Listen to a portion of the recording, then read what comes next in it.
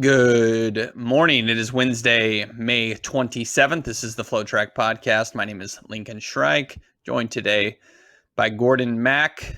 Gordon, how are you doing today? I thought you were going to open up the podcast with a little Mrs. Doubtfire throwback. You started with good, and I thought you were going to say good morning, Vietnam. I thought that's what you were going to do that, but you Oh, didn't. no. I was just trying to be cheery. I've never actually seen that movie, so I would not You never have any saw Mrs. reference for it. You never saw Mrs. No, Doubtfire? It's a classic Robin no. Williams. I know. Have you seen any Robin? I'm aware of it. Well, of Have you seen any course. I Robin mean, Williams films? yeah, Jumanji, he was in that, right? I don't know. The one with the weird substance, like the goo. What was that one? Oh, You remember that? Flubber. Flub. That was a good one. That was a good one. Of course, Aladdin when he was the genie. I mean, I've seen a lot of his movies, but no, I haven't seen Mrs. Doubtfire. I like how the third movie you come up with is a movie he's just voicing a character, not actually I in. mean, that's still a classic role. What was the one where he's the clown doctor guy? I forget that one. What was Patch Adams. Yeah. So I mean, a lot. I've seen a lot of, and then I've the Seize the Day movie, the Dead Poet Society. Yeah, I mean, come on. Yeah, I've seen a lot. Seen a lot of them. All right. but not one of his So most biggest ones, which is Mrs. Doubtfire. You got to sorry, watch that. I don't know what to tell you. Okay, I'll make it happen in due time. All right. On today's show, we touched on it a little bit. I'm just changing topics. We touched on it a little bit yesterday, but on Saturday night, we of course had another high school sub 4 mile. Leo Doshbach at the Quarantine Classico. It's hard to say that with a straight face. Ran 3:59.54. So what we wanted to do with today's show was to form a definitive ranking of the 11 high schoolers who have broken for. In some instances, it's going to be easy to put some people at the top, a la Jim Ryan, a la Alan Webb, and then, but at the bottom, it may be a tough one to decide who is, in fact, for lack of a better term, the worst U.S. high school sub 4 miler of all time. I don't want to give him that title, but well, you're just going to have to listen on to hear who we put at the bottom of our rankings. So, question: this ranking. Yeah. What are we looking at in the resume of the athlete? Are we looking at only their high school career, or are we looking at their full career? Full career.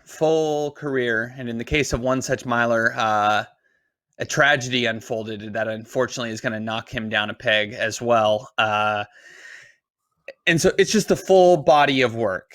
And I understand for some of these guys, we haven't had their full body of work. In fact, several of them are very, very young into either their college or professional careers. Drew Hunter and Grant Fisher have accomplished a lot, but they still have many, many years ahead of them to run well on the professional side. And, Doshbach hasn't even run a college race yet. And there's Reed Brown still in college and whatnot. But I still think we can form a ranking, even if it's evergreen, even if it's a living document. I think we can come up with a solid ranking that does justice to everybody. And last question, as I gotta get the rules out before we make this ranking. Yeah. Do we want to give credit for someone who did it longer ago? Running sub 4 now in the past 5 to 10 years seems like everyone and their mom is doing it, right? Whereas doing it in the 80s or 60s or 70s seems like a bigger accomplishment. What are your thoughts on time being when they did it being I'm willing to, I'm not going to put that a ton of weight into that, but I will no one did it in the 80s, but in the 60s it was a little bit of a hot streak with Ryan, Danielson, LaCourie. Yeah, a little bit more credit. I'm not going to just put all those guys at the top though, just because they ran at a time when technology wasn't as good and breaking 4 was considered a much bigger accomplishment. But still yet, I'm not going to have Alan Webb. No spoilers, but no, I'm not going to have Alan Webb at the top just because he ran faster than Jim Ryan, right? Because Jim Ryan accomplished more in his career. So there'll be a balance struck here, but just because you ran 3:59 in 1966 doesn't mean you're necessarily going to be better than somebody who did it in 2015. And I'm guessing you have your opinions on where these rankings go. I have my opinion, but we're going to do teamwork. So we're going to have to Yeah, compromise our own feelings to each other to make sure we have a combined official FloTrack ranking, not a Lincoln ranking or a Gordon ranking. there we So, go. Let's do that. So where do we want to start? Do we want to start with the most recent athlete? And how we're going to do this is we'll kind of bring up a name.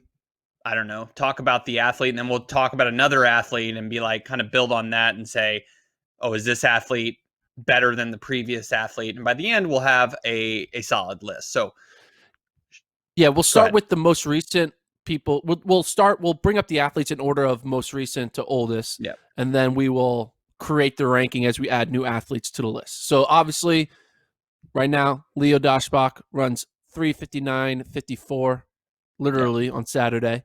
Um, he's obviously going to be in the ranking. What? I guess you already talked a little bit about Leo. What are your thoughts on that performance? Does the fact that the performance being done in an only high school race help him out? Show like, wow, that's impressive. Mm-hmm. The fact that he had to do it with bad pacing. Some of these other guys are Mm-hmm. in pro races getting perfect, strung along in, like in an indoor mile or a Prefontaine type race.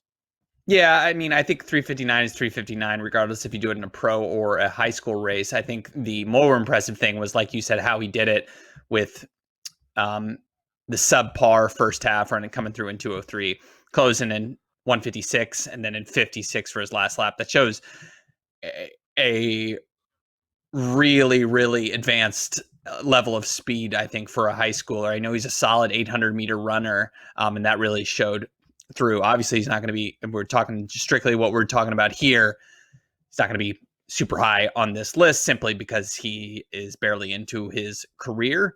But on the ranking side of things, he ran 3:59:54, as you mentioned. That's ninth all time. So a chance to crack the top 10, perhaps, because some of these other athletes didn't really do much else besides break four in high school. So he's got a chance, even with this one performance, to be inside the top 10. He's not necessarily just going to be number 11. So yeah, a solid run, and I know he's listening with attention, really trying to figure out where he's going to be ranked here. I've got him pegged into the top 10, but let's go ahead and get another athlete named in here, Yeah. and so we As can of right see now, where he compares. he's ranked Yeah. number one because he's the only athlete on the list. So we have yet to Yes. add any other athletes. So the first athlete we're added to the list, Reed Brown, who ran Yeah. 3:59 in 2017 at the Festival of Miles. Uh, Yeah. Currently has run PBs at 3:38 in the 1500, 3:57 in the mile. He's only been All-American once. He's been in Yes. college now for a few years. Hasn't really had a big like I'm like a legit like top tier Yeah. miler. He's always been like, hey, I can make a final maybe here or there, Yeah. Yeah. but he hasn't been showing himself to be competing with the Oliver Hoars, the No. Josh Kerrs of the world. So He did beat Grant Fisher in a 1500. That was pretty impressive. But yeah, Reed Brown, I mean, I think inconsistency has been the story of his college career thus far. His PBs are solid, and he's had some certainly some nice moments. He's going to be ahead of me for Doshbach at this point, though, just because he has not completely cratered like some of the athletes we will talk about. He hasn't just completely cratered out of Oregon. He's been, on. He's run multiple times at the NCAA cross country championships. I know he finished 78th as a freshman. I mean, his distance is clearly the 1500 in the mile, and he, like we said, he did notch an All-American finish. So he's had some nice moments. Has not at all developed into a superstar, but at this juncture, he's ahead of Doshbach. okay, so right now I'll give you that. I kind of wanted. I feel like Reed hasn't really lived up to what he was in high school. I mean, he was a Foot Locker champ, sub 4 Yeah, miler, and he's kind of just like blended in with the rest of the Oregon milers. You know what I mean? Like yeah, yeah. the the what's Hunter kid, right? What's his name? Charlie Hunter. Something Hunter. Charlie Hunter. Like he hasn't really been like the star miler at Oregon that they probably were hoping from getting a high Yeah. school sub 4 miler, but he's still running legit. 3:38 doesn't grow on trees. 3:57 mile. Yes, we can rank him higher than Leo. So right now, Reed number 1, Leo number 2. Okay. And we could say, I mean, Reed Brown did run faster, ran 3:59.3. Now, there's a chance Doshbach goes for sub 4 again, maybe, but I mean, I haven't heard such things, but there's a chance. So I guess he could run faster. But as of now, Brown's high school PR also faster. So I think there's plenty there to say that he should be ranked higher. Moving up the list, and we're just going in reverse order from when these were run. So we go to the second or third most recent sub 4 in high school. Michael Sligowski in 2016. I remember this one. This one seemingly even more so than Doshbox, I would say. I mean, really came out of nowhere back in 2016. Sligowski was solid, but not a Drew Hunter, a Grant Fisher type that everyone was raving on, and the hype was real about a sub 4 possibility. Sligowski, though, for lack of a better term, completely bombed out of college. He didn't even run for Penn State and then transferred to NAIA, Eastern Oregon, and just hasn't been the same athlete and has never run faster than 3:59.53 that he ran in 2016. Do we have to put him at the bottom here? Yeah, I think we put him at the bottom. And I also, going into his freshman year, like coming out of college, I'm coming out of high school, I thought Sligowski was going to be a star. I thought he was a super like low key, is about to like, he ran 3:59, like, low mileage type guy. It's like he's gonna have a way to, like, I thought he was gonna blossom really big in the college scene, especially at Penn State, where they're gonna turn, you see Isaiah Harris come in as a 149 guy, and then 3 or 4 years later he's running 145, 144. So I thought, I mean, I actually went to a workout. I filmed the workout Wednesday with Sligowski, Kidder, and Isaiah Harris. They were all together. And Sligowski was running just as well as Harris and Kidder. I was like, ooh, this is another big star. They got that star freshman. But I think there was other non-track related issues that caused him to leave Penn State. And I think his just focus wasn't 100% on running, which is fine. Running's not for everyone. And maybe he didn't want to be, a constant, like, in the spotlight runner with all this stuff, and he would rather just kind of do his own thing in Eastern Oregon back closer to home. But he could have been something special. If you watch that workout Wednesday with Kidder and Harris and Sligowski, you see what could have been, especially on the Penn State training. But we'll never know, and it didn't happen. But yeah, I think we can rank him underneath Reed and Leo right now. You feel bad because, I mean, running 3:59 in high school is a performance that stands on its own. It's a worthy thing. It's not just simply something that's like, we tend to take it and be like, oh my gosh, they're going to be so good in college, and as a professional, they're going to be an Olympian. And we know obviously that doesn't always work out like that. But for his career to go south so quickly and to really make nothing of himself in the Division I level is it's tough to believe, but it is always a reminder for me as the extreme example of how you can't just assume these guys who run 3:59 or faster in college are just automatically going to be, making NCAA finals right away, contributing cross country, and they're not going to be running 3:55 the next year. It just doesn't tend to work like that. You're going to take your lumps in college, and there's no guarantee that you're going to be a perennial all-star a la Grant Fisher or who else on the list would have been a perennial All-American? I mean, Drew Hunter, obviously he never ran in college, but there's absolutely no guarantees even when you run that fast. So his is the extreme example of that. So our list for now. Go ahead. Reed Brown, then Leo Doshbach, then Michael Sligowski. That's our current order. And now we introduce Drew Hunter. Yes. You want to break down what he's done so far to this point? Yeah. So we remember in 2016 was the year of Drew Hunter. Gosh, gotta clear my throat. 2016 was the year of Drew Hunter. Indoors, he ran 3:58, followed by a 3:57, both times faster than Alan Webb's indoor U.S. high school record. He, after a year season of just being incredible in his senior track season, he had signed with Oregon, and then he just goes pro, kind of shockingly, signs with Adidas. His first several years as a professional, I think, have been solid. Maybe not spectacular, but very, very solid with PRs 335, 356, 739, 1321. He made a world team last year, didn't get to run because he was injured. But I would say the investment from Adidas has certainly paid off, and he's turned into a very, very solid pro who's still very, very young with Olympic teams and world championship teams certainly ahead of him. I mean, he's obviously the top of the guys we've assembled so far. Yeah, I mean, if he was a senior in 2016, right? So he Yeah. would have been a senior this year in college. The Mm-hmm. perspective. So 1321, 335, college Yeah. senior would be very impressive, right? He would be Yeah. the number one like prized recruit coming out of college.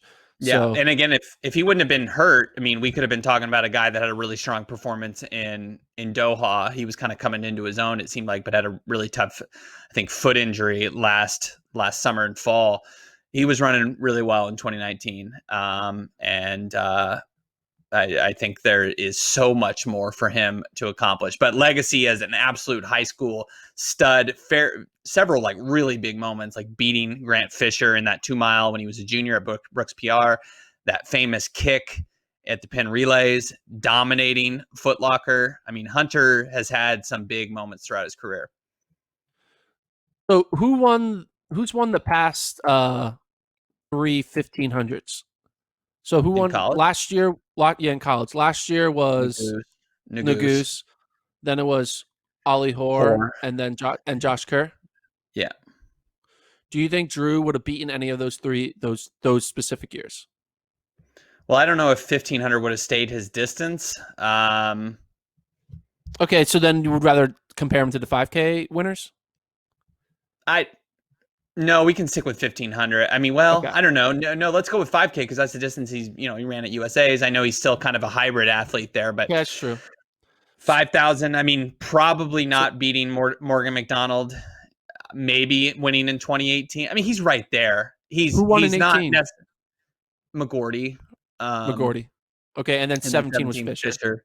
Yeah, I mean, he's right there. He's on that caliber. I would say he would have had a couple NCAA titles. He wasn't going to be Edward Cheserek, but I think he would have won a couple titles if he stayed all 4 years.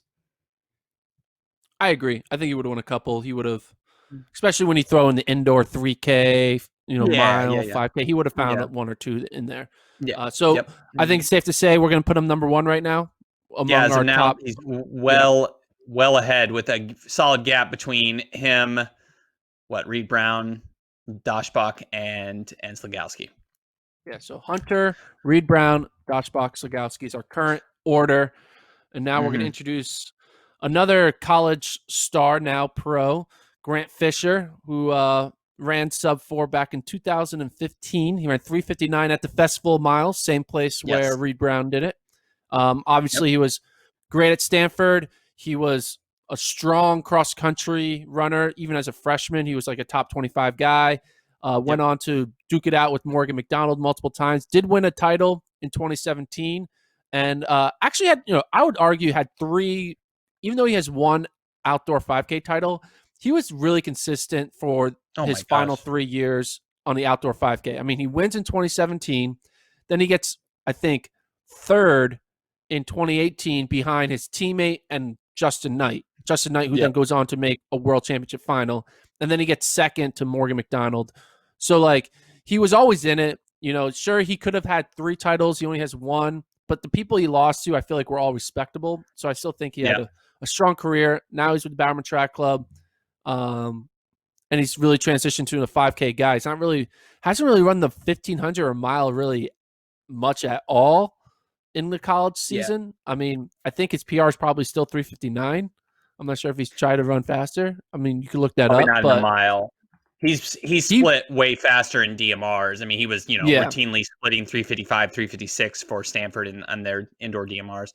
So I mean, he's got the ability, but yeah, his PB, I believe, is still that 359. Never ran the indoor mile in college, at least not at the championship level. So but that does, yeah, his PR is still that 359. That does not, of course, tell the story of how good Grant Fisher has been. This is our first really tough one because it's like, do you want the full career at this point, the full college career of Grant Fisher and all those All-American honors and NCAA title, or do you want the professional Drew Hunter, who has faster PRs, you could argue maybe a little bit better in high school, although Fisher won 2 straight Foot Locker titles. This is a tough sell for me. I'd probably stick with Hunter just because he's run a little bit faster, and he did, run 357 indoors, whereas Fisher just did that 359, and not just, but he did it at the end of his career, while Hunter was ready to run 357 in the winter of his high school career. I would probably put Drew Hunter just a little bit at this point higher than what Grant Fisher has done, even though he's got all those college times and all those college All-American honors. Yeah, well, Grant Fisher's career is interesting, though, because, I mean, he trained under Miltonberg, and Milt is notorious for being very slow in the progression. He doesn't want to burn out someone quick. He's learned how to coach that way. And Fisher, I feel like, never really truly peaked in college. Like, I don't think he ever really went all out, like really tried to time trial a fast time. He always was really kind of just like cruising through the regular season and then just trying to run a fast last 800 in the 5K at the outdoor championships. He didn't run a lot of USA. He didn't enter USAs during he didn't run USAs the year after the weeks after winning the NCAA title. He was very kind of slow in the progression. And Fisher's weird. Like, he hasn't, especially on the pro level, obviously he still hasn't done much to catch people's eyes, right? Because he's kind of just been like another guy on the Bowerman team behind Lopez's and Kincaids of this world. But I still feel like Fisher has yet to really show what he actually is, because he hasn't been really unleashed. He's kind of been put in a pen, and they have yet to open it. They have yet to open up the barn door for him to run out and show this is how good I can be. And because of that, I agree with you. I would put him behind Drew Hunter, because Drew Hunter has been let loose more, and when he's let loose, he's run some quick times. He's won some U.S. titles, that indoor title. I know there's no such thing as a U.S. indoor Olympics, but it's still a title. But I'll put Drew Hunter above Fisher, but it's close, man. I kind of want to do a 1A, 1B. I totally understand. I think with Fisher, his consistency almost bores you to death, and that's not his fault at all, and I'm not criticizing him from that. But we look at him as a guy who didn't go after crazy fast times in college. I mean, he still ran 13:29. He turns professional. He PR'd last summer. It was a very small PR, but he ran 13:29 to 03 at the Sunset Tour meet. I mean, this guy has been solid. I think we tend to look at high school guys and then we set them on all against the standard of what Edward Cheserek did. There's not another Edward Cheserek coming through. So as good as Grant Fisher was, winning Foot Locker twice and being this dominant guy in high school in Michigan and running 359, it was an impossible standard to meet for him to kind of meet all the expectations that we thought he was going to be. He had a very good college career. And after winning a title in 2017, I think most people expected him to win more titles, and he didn't do that because there was a lot of good guys. I don't want to be an apologist for him. I think there was some level of disappointment that he didn't collect more titles, but this is a little tough. I'm going to stick with my Hunter pick. If you want to go Fisher, that's totally fine. But no. Okay. You want to stick with Hunter? I'm willing to make this compromise. Hunter still above Fisher. So our current ranking now is Drew Hunter, Grant Fisher, Reed Brown, Leo Doshpak, Michael Sagowski. So now let's introduce another. Does that sound good so far? Let's add another athlete. Perfect. Matthew Maton, kind of a forgotten athlete, I would say. He ran 359 in the spring of 2015 in not late in the season either. He did it at an Oregon Pepsi meet or something like that. So he was paced by his future Oregon teammates. He was an XC All-American in Oregon, but I'm not sure the team kind of in the middle, sophomore, junior year, and we never really saw a Matthew Maton excel at the college level. He kind of had a Michael Slagowski, but had a 1.5 years of actual impact on the team. he started to turn the corner, I think, in his sophomore year. He was running, he was an All-American, and I think he ran, 752 in the 3, and as we mentioned, across country All-American. Like, there was opportunities for him. And if you remember going back to high school, he ran 3:59:38 before Drew Hunter did. And those two guys were going to match up at the Adidas Dream Mile, and it was going to be this really exciting moment. And I think Maton got injured before that, but Maton left his Or high Fisher, school you meant. It was before Fisher. Grant Fisher. Yeah, before Fisher. Sorry, I get the names Hunter and Fisher. These conservation names. They get me confused. Maton left his high school program. I think he had an issue with his coach in 2015, so he was running that Pepsi Invite Mile unattached, and you didn't think too much of it. You thought, oh, it's just a dispute with his coach. Well, you wonder if it kind of foreshadowed issues he had at Oregon, because he ends up leaving Oregon early as well. But he definitely was not a complete flame out like Slagowski. He had some moments at Oregon that suggested he was going to be good, but at the same time, he didn't at all live up to the hype of running 3:59 as a high schooler. In April of his senior year, he isn't running right now. So you definitely, just 5 years on, you can't put him above a Hunter or a Fisher. He's definitely down in the Reed Brown category. I would actually put him below Brown though, so I'd have him just above Slagowski. So do you put him above or below Leo Doshbach? Yes. I above for now. Yeah, that's a good question. I keep forgetting about old Leo. Great miler name, by the way. Let's put him above, because technically he ran faster. Not technically, he did run faster, and he has more career accolades at this point, simply because he did run in college for a little bit. So he would be he would be above Doshbach and Slagowski on my pecking order here. It's gonna be hard for Doshbach to have a high ranking, because he doesn't have, literally, his resume is like no experience, right? He's trying to get a job, and it's like, you need 5 years of experience, and he's just trying to get his first job. So, Listen, okay, it's I tough agree with out you. there. Yeah. So the order right now, we have Drew Hunter 1, Grant Fisher 2, Reed Brown 3, Matthew Maton 4, Leo Doshbach 5, and Michael Slagowski 6. Let's keep it All right, going. this is good. Yeah, this is getting fun. All right, I'll introduce our next contender. Speaking of guys who burned out of Oregon early that had a lot of hype, there was, if this was about my era of college going in, so Lucas Versbikas and I are similar ages. I don't remember more hype around a single runner than there was in recent times than there was about Lucas Versbikas. The guy was going to be the next coming, for lack of a better term, of Alan Webb. This guy was a stud. He swept Foot Locker and an XN his senior year. He won Foot Locker 2 years in a row. He ran 3:59 at the Dream Mile, still the record for the fastest time ever at that event. The only guy to break 4 at that event. He ran 8:29 in the 2 mile as a high school senior, breaking German Fernandez's record. This guy was going to be everything. The problem was, really liked the triathlon, and also didn't really like taking his licks like he did in his first couple races at Oregon. So he dropped out of school almost immediately, and was never heard from again at the NCAA level. And then did try to do a triathlon career, got in a horrific accident, and then never really made it happen. Still to this day, 9 or 8 years on from when Versbikas was relevant, I still cannot believe that he never really panned out athletically. Yeah, look at he's like the combination of a Edward Cheserek meets Drew Hunter.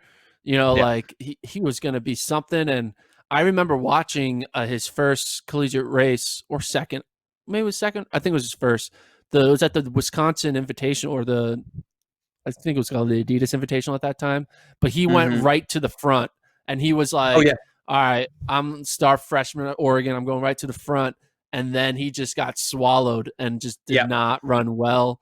And then I think he ran at Pac-12s, and then that was it, or regionals.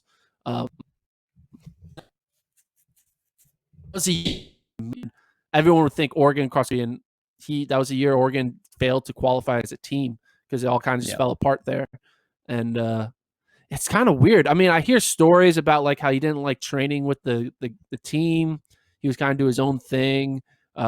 and that kind of started the rift. And like he kind of just was like, maybe he just didn't want to go to college. Maybe he just felt like pressure to like do this whole Yeah. like be a track athlete on a track team, and he just never really wanted that. But like all the media and the spectacle, being a sub 4 miler, winning these high school cross country races, Yeah. just told him like this is the way you do it. And he was like, I never want to do this in the first place. It's kind of wild, but yeah, Yeah. I would rank him below Leo. Maybe. No. No. No. No. No. No. No. No. What No. has he No. Dude, done? He's run he hasn't done. slower. Do you not remember how good Versbicas was? Versbicas was so dominant in high school. No, no, he belongs above Doshbach. I don't care that he ran a little bit slower. Doshbach was not a 2-time Foot Locker champion. Did not sweep NXN and Foot Locker. Did not run 8:29 at the Prefontaine Classic. No, he's got to be above Okay. Doshbach. I'm very passionate about this, and he's the poster boy for.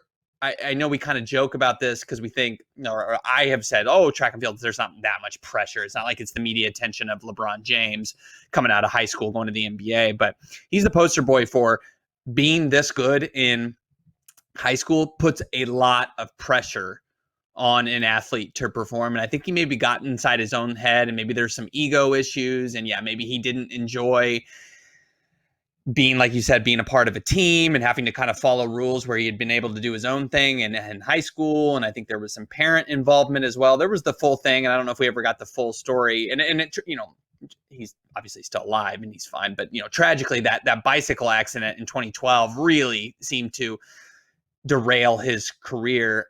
I don't think he was ever the problem. I think he thought he was going to be this massive phenom in the triathlon. And I don't think running was always going to be his ticket. I thought, and so it's a shame that he never got to live that through, and he didn't stick with it at Oregon, because I think he could have been really, really special. So where you rank him? Yeah, so I will put him third from the bottom. Because he literally did nothing. He did nothing ahead of after high Slagowski. school. So he will be. I almost want to put him above Brown and Maton. I mean, he was that good, but I will concede. Yes, I know he did nothing. So I would put him third from the bottom, ahead of Doshbach and Slagowski. So yeah, behind Maton, because like we have to like, yes, he was like, yeah. It's also like, I think a lot of these other guys start blending in, because when everyone starts doing it, becomes not as impressive. What he was doing was in the middle of an era where the last guy to do it was Alan Webb, which was a long time ago, and like it was just like bigger deal at that Nation. Point. Yeah. But totally. When you actually look at the numbers, like he did absolutely nothing as soon as he graduated from high school. So I think he should be behind Matthew Maton. So yeah, we'll put him agreed third from last. So I'm making my list so we can keep it going. So number one right now, we got Drew Hunter, then Grant Fisher, then Reed Brown, Matthew Maton, Lucas Versbicas, Leo Doshbach, then Michael Slagowski. It's crazy to think that Lucas Versbicas is behind someone like a Matt Maton or Reed Brown. But when you think about it, Maton actually did stuff. Like he actually continued for at least 2 years, where Lucas stopped right away. I also was thinking about this before we get to our final four athletes. There's a lot of like overlap in like connections between these athletes. Think about this: Drew Hunter, Reed Brown, Matthew Maton, Lucas Versbicas. That's four guys. Drew, Reed Brown, Matthew Maton, and Lucas Versbicas all signed with Oregon. Drew Hunter, Reed Brown, Matthew Maton, Lucas Versbicas, Leo Doshbach all were recruited by Andy Powell. Right? Then Drew Hunter, Lucas Versbicas, Michael Slagowski, Alan Webb, eventually, they all dropped out of the school they originally were going to go to. It's kind of crazy. There's a lot of these like similarities in, leaving school early or going to Oregon or being recruited by Andy Powell among all these guys, which is kind of wild. Yeah. Well, what is it? What is it about these guys leaving school early? I know it's for just different circumstances. Go ahead. Yeah. But if Brody Hasty broke 4, he would have been another one of those. He would have been recruited by Andy Powell, would have gone to Oregon, and also would have left Oregon. It would have been like a crazy thing. Yeah. And not that he was going to leave Washington, but Cruz Culpepper was a 10th away from breaking 4 indoors this past winter, and Andy Powell. There you go. And I was trying to think, like, what is it about Andy Powell? Why all these guys keep signing with Andy Powell? And then I'm like, oh yeah, Matt Centrowitz. Oh yeah, Edward Cheserek. People want to be those guys. That's why. Yeah. Yeah. All right. Keep moving on. Now we come to some of the big fish. Mr. Alan Webb, easily on top of the names we have assembled. Let's run through the career highlights. Of course, ran 3:53.43 back in 2001 to absolutely obliterate Jim Ryan's 3:55 record. Did that at the Prefontaine Classic. Went on to be on David Letterman, the first, pretty sure maybe the first and last high school sub-4 miler to be on the Letterman show. Went on as a pro career. Did the pro career live up to all the hype? No, but still has the U.S. mile record of 3:46.91, a 4-time national champ. He made world finals and was an Olympian. I know we tend to settle on what could have been with Alan Webb, but he was so good, so young that, and has that U.S. record. It was a solid career, even if it was a little disappointing. He's on the top of this list. Yeah, it's, Alan Webb also a victim of his own success. When you're so good, so young, so early, and you don't, the only way you're going to live up to your crazy standard is if you're like a multi-time Olympic medalist, but not most people don't do that, right? So in the end, if you take away his high school career and say, hey, you're going to be a mile record holder, you're going to be a 4-time national champion, and you can make 2 world finals, you'd be like, hey, I'll take that career. But when you add the caveat of like the pressure and the expectation of running 3:53 at the age of 18, then it all goes out the window. But yeah, he is right now number 1 on this list. Could argue maybe the number 1. We'll see when we bring up Jim Ryan, see where we rank him, higher or lower than Jim Ryan. But 3:53 in high school, man, it's crazy to think about. Do you think we'll see a 3:53 again? I mean, all these kids are now consistently running 3:59, 3:58 in high school. Do you think there's some 12-year-old out there who's ready to run 3:53 in 8 years? I mean, I don't. This could be, a freezing cold take later on. I just don't see that. No one. The last time 4 years ago, we thought, ooh, maybe Hunter has a shot because he ran 3:57 indoors, running way faster than what Webb did indoors. So we thought, ooh, that's a shot. Didn't happen for him. I think he picked up a little bit of an injury. But I don't think so. Too many of these guys are running 3:59, and that is just so far away from 3:53.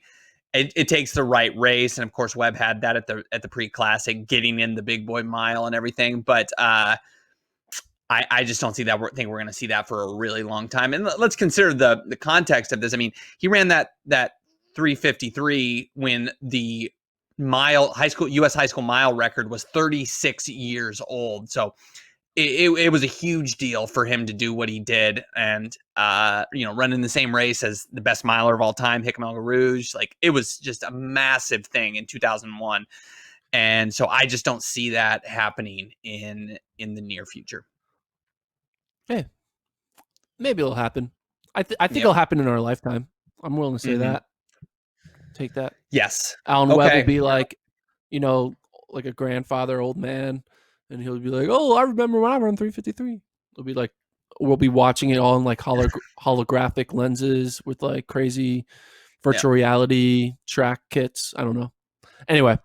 Oh, yeah. So, Alan Webb, number 1 right now. Drew Hunter, 2. Grant Fisher, 3. Reed Brown, Matthew Maton, Lucas Verspikis, Leo Doshbach, and Michael Slagowski. That is our order with 3 more names to add. Yes. And, what's up? What's our next name we got? So we have Villanova legend Marty LaQuarrie. He ran a sub-4 high school mile back in 1967, was kind of the last guy of this run of sub-3, sub-4 milers in the 60s, which still to me is crazy that was a phenomenon. LaQuarrie went on, he made an Olympic team in, he made the 68 Olympic team as a 19-year-old and made the final. So that would be the equivalent of, think of a college freshman today with in the U.S. making a 1500 final. I mean, does not happen. I mean, it was a big deal in 2011 when Centro, earned bronze, and he was a 21-year-old high school junior. So the I know obviously 12th and third, a big difference, and you would take Centro's performance, but making a final, huge deal. So this guy went on to be a stud. He didn't get any medals or anything like that, but he did end up running 336, 352 in the 70s. This guy had a really good career, ran 13:15 and 5,000 back when that was still really fast. This guy, for me, got to be behind Webb, but I think you put him right below Webb. So you put him above Drew Hunter? Yeah, I do. Yeah, I think we can. Won multiple NCAA titles. I mean, it won the Pan Am Games 1500. I think it's easy. I think it's easy to put him above Drew Hunter. But what do you got? Yeah, I'm willing. I'll take that. I'm looking it up. I mean, we're sometimes it's hard to like know about like making world teams from these athletes from like the 60s, 50s, 70s era, because making a world team back then, I know you don't want to compare. No one's like back in my day it was harder or easier, but it definitely was easier to excel at the international level Yeah, of earlier course. on, because a lot of these like East Africans weren't out there yet running fast and stuff like that. So, It's fun. But I agree. I'll give you Marty Liqueur right now as number 2 on this list. So Alan Webb, then Marty, then Drew Hunter, Grant Fisher, Reed Brown, Matthew Maton, Lucas Verspikas, Leo Doshbach, Mark Slakowski. I'm keeping the order going so people at home can keep that list updated. Their little Excel sheet. 2 more According to athletes to go.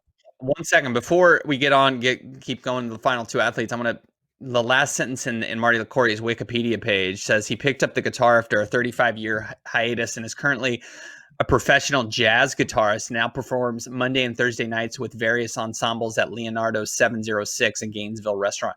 So if that restaurant is opened up right now, and if that line is true, of course, we know we can't always trust Wikipedia. I want to see a recording of famous high school sub 4 miler Marty Liquori ripping on with a jazz band. I'd be very interested to see that. Might be the best guitarist sub 4 high school miler of all time. That's a pretty good title. And I also think that he probably has a lawsuit to kind of file against us because he has an autobiography name called On the Run. I saw that too. Yeah. We used to have a podcast. Yeah. Called On the Yep. Used Run. to So have good that. thing we ended that. Yeah. Very, very good thing. All right. Moving up the list, the second high school miler of all time, at least in sequential order here, Tim Danielson. And we'll get the elephant out of the room quite early. Tim Danielson, unfortunately, is in prison for probably the rest of his life because he did, unfortunately, like I said, kill his wife. I know that puts an immediate damper on what we are talking about. It's hard to get around that, but you cannot mention Tim Danielson without picking that up. That said, we're going to just judge him on his running career. He ran 359.4 in 1967, but he didn't do anything really else after that. That's still... that was his PR. Never really went on to a successful professional career. I mean, I'm comfortable putting him at the very bottom.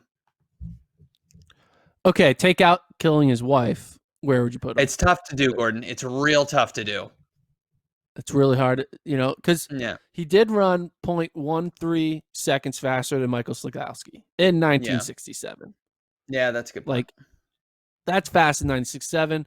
And then, I mean, we're a track podcast, not a true crime. True crime podcast. I get it. It does make sense. I mean, okay, but like, imagine if like if Tim Danielson ran 354, right? But also killed his wife. Would you still rank him last? Oh, God, why? You're the only person who would bring that up. Would I still rank him last? Probably not, but he did not run faster. And we have, unfortunately, the negative connotation with him. It's really hard to be too high on old Tim at this juncture. But he was the second guy to do it. So if you want it, and he ran it in an era when it was a lot harder to run sub 4. So if you want to put him above Slagowski, I'm fine with it. Yeah, that's why I think we need to give the era some. What these three guys did in the '60s Yeah. is pretty impressive. I mean, think of no one was doing that, right? So, Yeah. uh, doesn't take away the sin that he committed, but in the end, I think we should put him right behind Leo, above Slagowski because he did it in the '60s. So Got it. that's what I want to say. So Fair with it's I'm crazy. They're all 359s. There's Fisher, Reed, Matt, Lucas, Leo, Tim, and Michael. 7 of the Yep. guys all ran 359 point. Yep. Just It's under. it, Makes sense. it's how you do it, man. That's how you got to do it. That's why it's a barrier. All right, moving up to the first guy ever to do it. He broke 4 on how many occasions? 3 times as a high schooler. Jim Ryan, an absolute stud. He won the silver in 1968. He had multiple world records. This guy was like an international phenom as a high schooler. I think he ran. Did he run at the Olympics as he was running in the Olympics as like a teen? I forget. Did he run in the 64 games? I think he did. I'm sorry. I should have had this right in front of me. But Jim Ryan, I mean, running 355 as a high schooler in the 1960s, more specifically in 1965, is unthinkable. I still don't really understand how it happened. It's unbelievable. Like we said, went on to set world records: 333, 351. Of course, those have since been broken, but you almost could say that when he ran those probably convert faster to what the current world records are, knowing the quality of the surface and everything. Jim Ryan is one of the greatest American distance runners of all time. His high school career, although Webb trumped him, you could definitely still say was the best high school runner of all time. That's up for debate, but I think you put him number one, Jim Ryan. I think he's unmatched given the success of his professional career, the success of his high school career. I know he didn't, like you mentioned maybe earlier, he didn't run in an era that was highly prevalent with East Africans, but looking at the times he ran, he would have been competitive in any era. Even today, I mean, running 333, you can make world finals, and we know he would have been running faster. He probably would have been a guy who was running easily in the 320s. So this guy would have been a star in any era, and I think he's the best high school runner, sub 4 miler of all time. Yeah, I'll have to agree. Jim Ryan, 355 again in the '60s is something to be is is something that's very impressive to do. Like I said, that's why we rank Danielson up there above Slagowski. But Ryan did. I mean, 1500-meter silver medal. What I think about this, you talk about how he's the greatest high schooler of all time, and we have a number 1 on this list above Alan Webb, who did break who's currently the American record holder in the mile. Here's my Yeah. question. You could argue that Grant Fisher dominated his era and Drew Hunter dominated his era the same way Jim Ryan dominated his era against high school competition, right?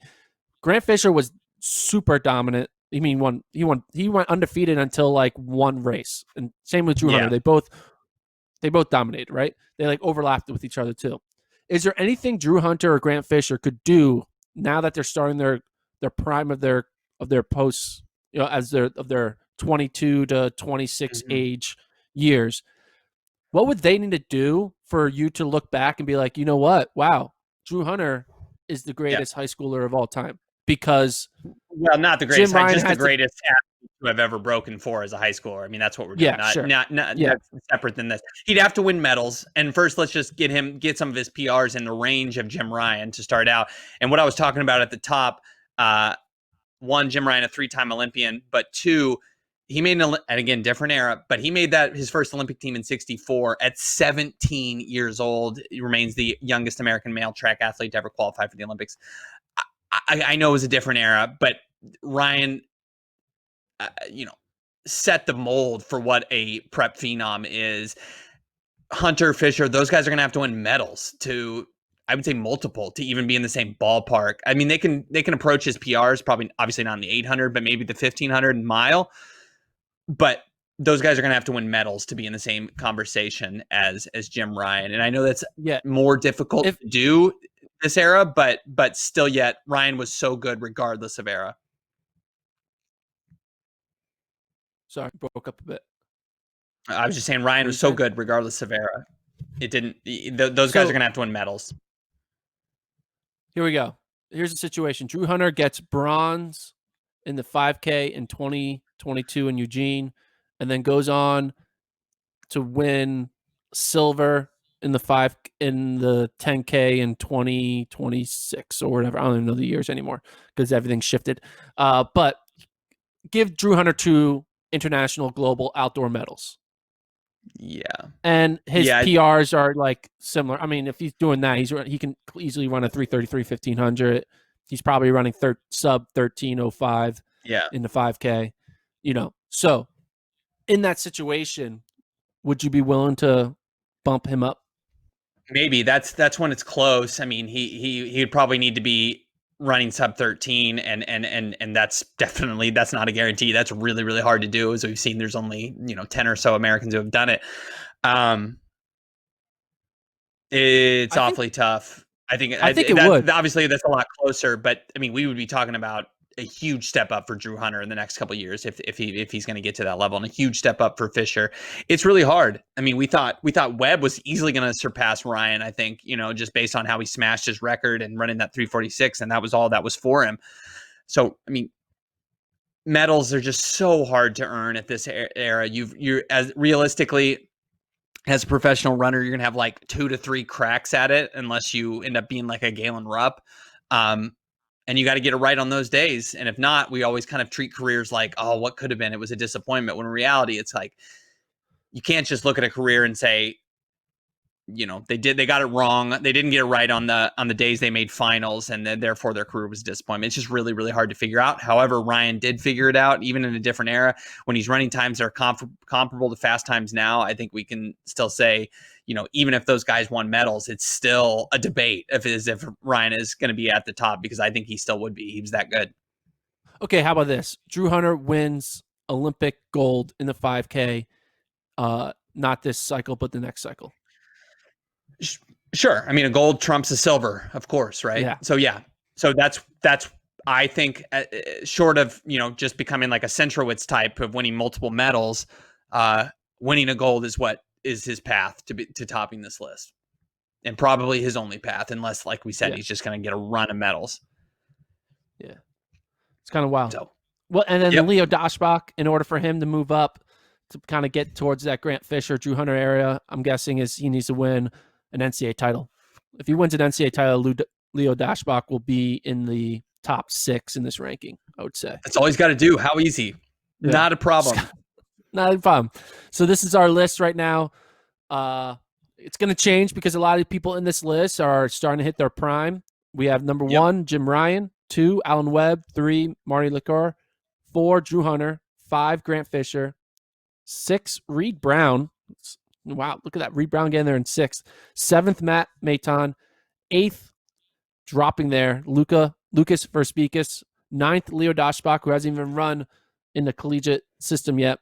10th, Tim Danielson. And 11th, Michael Slagowski.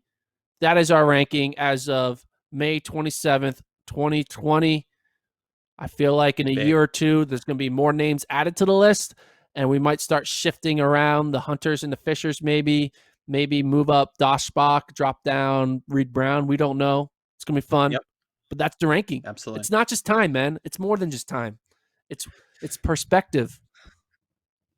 Wow. Couldn't have said it better myself. That'll do it for us today. He's Gordon. I'm Lincoln. Email the show, FloTrackPodcast@gmail.com, and we will see you tomorrow.